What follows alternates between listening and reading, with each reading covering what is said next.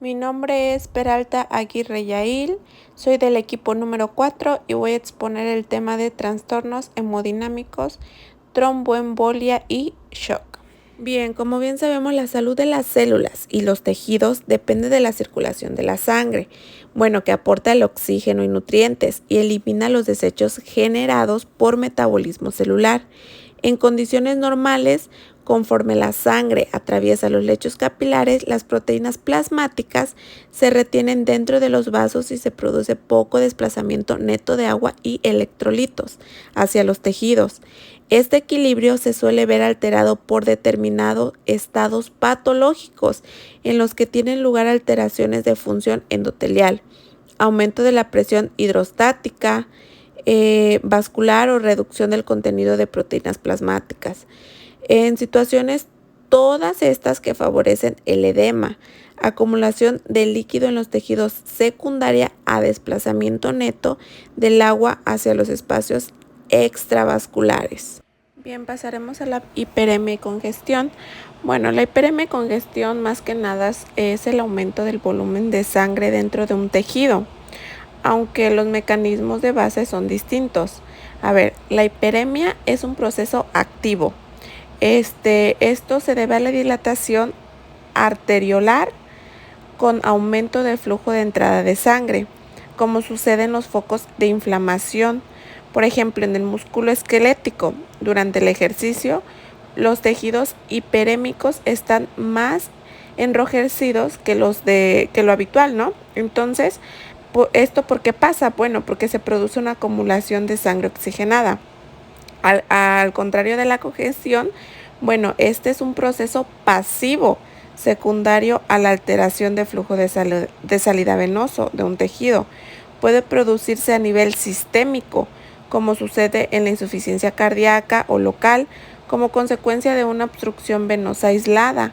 En ocasiones los tejidos congestionados presentan un color rojo azulado anómalo, que lo conocemos como cianosis, debido a la acumulación de hemoglobina desoxigenada en la zona afectada. Edema. Aproximadamente el 60% del peso corporal magro corresponde a agua, en la que 2/3 es intracelular. La mayor parte del resto del agua se localiza en los compartimientos extracelulares en forma de líquido intersticial, y el 5% del agua corporal se encuentra en el plasma de la sangre. Como ya he comentado antes, el edema es la acumulación de líquido intersticial dentro de los tejidos. El líquido extracelular, este líquido también se puede acumular en las cavidades corporales, y estas acumulaciones se suelen denominar de forma conjunta derrames. Ejemplo de ellos son el derrame de la cavidad pleural, la pericardia o la peritoneal. La anasarca es un edema generalizado grave, caracterizado por una intensa trumefacción de los tejidos subcutáneos como acumulación de líquido en las cavidades corporales. También tenemos el edema secundario. El edema secundario da un incremento de la presión hidrostática por una reducción de proteínas plasmáticas, específicamente un líquido con escasas proteínas. A este líquido se le llama transudado. Da insuficiencia, o se da prácticamente en los pacientes con insuficiencia cardíaca, insuficiencia renal, insuficiencia hepática o en algunas ocasiones en desnutrición.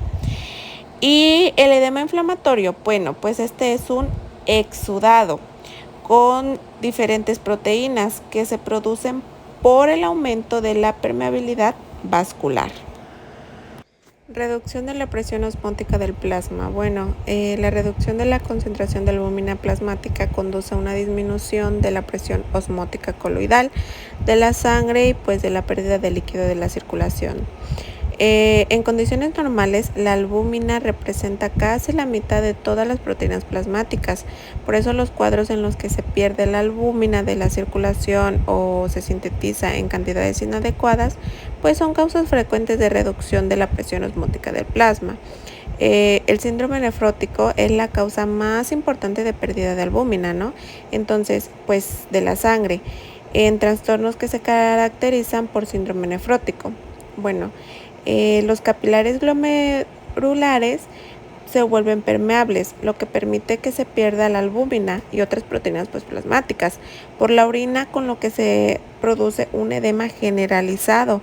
La síntesis de albúmina se reduce en las hepatopatías graves, en la desnutrición grave de proteínas. Bueno, como les decía antes, la reducción de las concentraciones de albúmina plasmática pues conduce a una disminución de la presión osmótica coloidal de la sangre y la pérdida de líquido de la circulación, a comparación del aumento de la presión hidrostática, pues esta se debe principalmente a trastornos que alteran el retorno venoso. Bueno, y aquí tenemos una tablita sobre las características del aumento de la presión hidrostática y la reducción de la presión osmótica del plasma.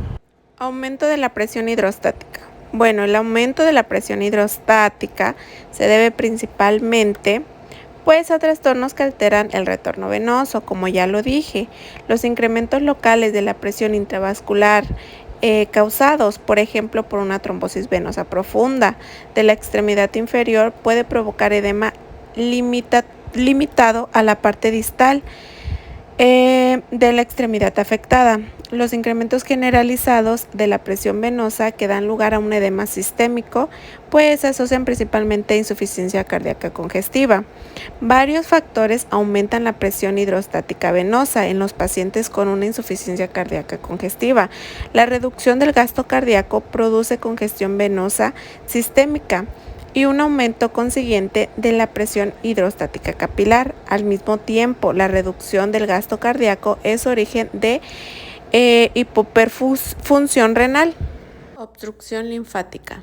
Bueno, las alteraciones del drenaje producen linfoedema. Esto se debe a una obstrucción localizada causada por un proceso inflamatorio o neoplásico, por ejemplo la infección parasitaria, la filariasis, pues esta puede ocasionar un edema masivo de la extremidad inferior y los genitales externos, que se conoce como elefantiasis. Puede provocar fibrosis de los ganglios linfáticos inguinales. Retención de agua y sodio. Una retención excesiva de sal y el agua que siempre la acompaña pueden provocar edema, porque aumenta la presión hidrostática en relación con la expresión del volumen intravascular y reduce la presión osmótica del plasma. Se encuentra una retención excesiva de sal y agua en muchas enfermedades que alteran la función renal, incluidas la glomerulonefritis, post-streptocócica y la insuficiencia renal aguda. Hemorragia. Bueno, es la extravasación de sangre de los vasos. Suele ser consecuencia de una lesión de los vasos o una defectuosa formación de coágulo. La hemorragia capilar puede aparecer en los tejidos de congestión crónica, los traumatismos, la esteroesclerosis o la erosión inflamatoria o neoplásica de un vaso. También puede ser causa de hemorragia, que puede ser extensa cuando el vaso afectado es una vena o arteria de gran calibre. El riesgo de hemorragia, que con frecuencia se produce tras un traumatismo en apariencia insignificante, aumenta en diversos trastornos clínicos que se conocen en conjunto como diatesis hemorrágicas. Bueno, estas diversas causas, entre las que incluyen defectos hereditarios o adquiridos de las paredes vasculares, los factores de una coagulación o las plaquetas, ya que todas estas deben funcionar de forma adecuada para garantizar la homeostasis. La hemorragia puede ser externa o acumularse dentro de un tejido en forma de hematoma, cuya importancia varía desde tribal a mortal. Por ejemplo, el hematoma retroperitoneal masivo secundario a la ruptura de un aneurisma. Las petequias son hemorragias diminutas de 1 a 2 milímetros de diámetro en la piel, las mucosas o las serosas. Entre las causas destacan un recuento bajo de plaquetas, trombocitopenia, los defectos de la función plaquetaria, La púrpura es una hemorragia algo más extensa, de 3 a 5 milímetros, que se puede deber a los mismos trastornos que producen las petequias. Y las equimosis son hematomas subcutáneos más grandes, de 1 a 2 centímetros, que de forma coloquial se llaman moretones. La importancia clínica de cualquier hemorragia depende de dos cosas, el volumen y la velocidad, ya que, bueno, vamos a ver el volumen de la sangre que se pierde y en la velocidad de la misma, ¿no? Entonces, una pérdida rápida de hasta el 20% de volemia o una pérdida lenta, incluso más importante, puede tener un poco menos repercusión en los adultos sanos, mientras que en otras pérdidas más importantes puede ocasionar hasta un shock hemorrágico. La localización de la hemorragia también tiene mucha importancia, ya que un sangrado que pudiera resultar trivial en los tejidos subcutáneos puede resultar mortal en el encéfalo. Por último, una pérdida de sangre al exterior crónica o repetida, por ejemplo, en relación con una úlcera péptica o por un sangrado menstrual, suele ocasionar una anemia por deficiencia de hierro, como consecuencia de la pérdida de hierro con la hemoglobina. Por el contrario, el hierro se recicla de una forma eficiente a partir de los eritrocitos fagocitados, de forma que una hemorragia interna no produce deficiencia de esta sustancia. Hemostasis y trombosis. La hemostasis normal comprende una serie de procesos regulados que culminan en la formación de un coágulo de la sangre que limita el sangrado desde el vaso lesionado. La equivalencia patológica de la hemostasis es la trombosis, que es la formación de un coágulo trombo en un vaso intacto que no ha sufrido daño.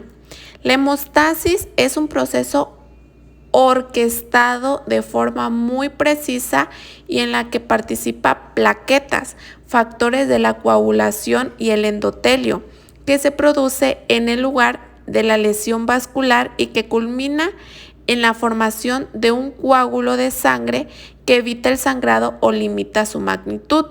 Bueno, aquí podemos ver una secuencia general de acontecimientos que conduce a la hemostasis en los focos de lesión vascular. Se produce de forma inmediata una vasoconstricción arteriolar que reduce mucho el flujo de sangre hacia las áreas lesionadas. Después viene la hemostasia primaria, que es la formación del tapón plaquetario. La ruptura del endotelio expone el factor del von Willebrand subendotelial y el colágeno, lo que potencia la adherencia y la activación de las plaquetas. Bueno, esta activación plaquetaria determina un espectacular cambio de la forma, que pasa de ser pequeños discos redondeados a láminas planas con protrusiones, picaduras que aumentan mucho más su superficie. Y también la liberación de gránulos de secreción. En pocos minutos estos productos secretados reclutan a más plaquetas que se agregan para formar un tapón hemostático y primario. Pasamos a lo que es la hemostasis secundaria, que es el depósito de fibrina. Bueno, la lesión vascular expone el factor tisular en un lugar de la lesión. O sea, el factor tisular es una glucoproteína procoagulante ligada a la membrana, que normalmente se expresa en las células subendoteliales de la pared vascular, como las células musculares lisas y los fibroblastos. El factor tisular se une al factor 7 y lo activa, activando una serie de reacciones en cascada que culminan en la formación de trombina. La trombina rompe el fibrinógeno circulante para producir fibrina insoluble, generando una trama de fibrina, y también se comporta como un potente activador de las plaquetas, lo que genera una mayor agregación plaquetaria en el lugar de lesión. A esta secuencia se le denomina hemostasia secundaria. Consolida el tapón plaquetario inicial. Estabilización y reabsorción del coágulo. Bueno, la fibrina polimerizada y los agregados de plaquetas se contraen para formar un tapón permanente sólido que impide la hemorragia. En esta fase se pone en marcha mecanismos de contrarregulación, por ejemplo el activador del plasminógeno tisular, elaborado por las células endoteliales, que limitan la coagulación del foco de la lesión y que al final permiten que se reabsorba el coágulo y se repare el tejido. Debe hacerse mucho hincapié en que las células endoteliales son las principales reguladores de la hemostasia. El equilibrio entre entre las actividades antitrombóticas y promotrombóticas del endotelio, determinadas si se produce la formación, la propagación o la disolución del trombo. Las células endoteliales normales expresan diversos factores anticoagulantes que inhiben la agregación plaquetaria y la coagulación y pues estimulan la fibrinólisis. Sin embargo, cuando se produce una lesión o la activación, este equilibrio se desplaza y las células endoteliales adquieren numerosas actividades proagulantes, que es la activación plaquetaria y factor de coagulación descrito.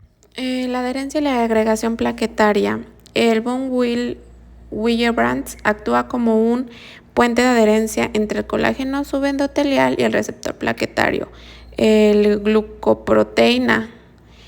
La agregación plaquetaria se consigue gracias a la unión del fibrinógeno a los receptores plaquetarios en las distintas plaquetas. Las diferencias congénitas de los distintos receptores o moléculas de unión pues ocasionan las enfermedades que se recogen en los recuadros coloreados, ADP y difosfato de adenosina. Es importante mencionar, como ya vimos anteriormente, que las plaquetas juegan un papel clave en la hemostasia mediante la formación del tapón primario, que inicialmente sella los defectos vasculares y aporta una superficie que une y concentra los factores de la coagulación activados. Bueno, las plaquetas no son más que fragmentos de células anucleados con forma de disco, que se separan de los megacariciocitos en la médula ósea y pasan a la circulación. Bueno, y finalmente pasamos a lo que es la cascada de la coagulación. La cascada de la coagulación es una serie de reacciones enzimáticas que se amplifican y culminan en el depósito de un coágulo de fibrina insoluble. Bueno, como ya dije, es una descripción que explica las reacciones enzimáticas que intervienen en la formación de un coágulo de fibrina. La coagulación tiene dos vías de inicio, vía intrínseca y vía extrínseca. Ambos tienen un punto en común, la activación de factor 10, y a partir de este punto pues comienza la vía común hasta la formación de coágulo de fibrina. Bueno, empezamos por la vía extrínseca o factor tisular.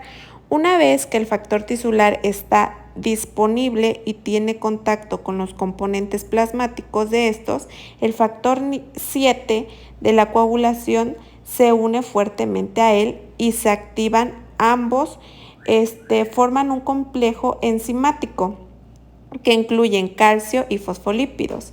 Este complejo enzimático es el complejo 10-ASA, que actúa sobre el factor 10 y lo activa, y solo esta parte pues sería la vía extrínseca. Luego, a partir de la activación del factor 10 comienza la vía común. El factor 10 activado se une a su cofactor 5 activado y forma otro complejo que también tiene calcio y fosfolípidos. Se llama complejo trombostinasa. Actúa sobre la protombina y activa la trombina. Actúa sobre el fibrinógeno y lo activa. Y hasta aquí pues sería la vía común. Bueno, ahí así tenemos la coagulación iniciada por la vía extrínseca.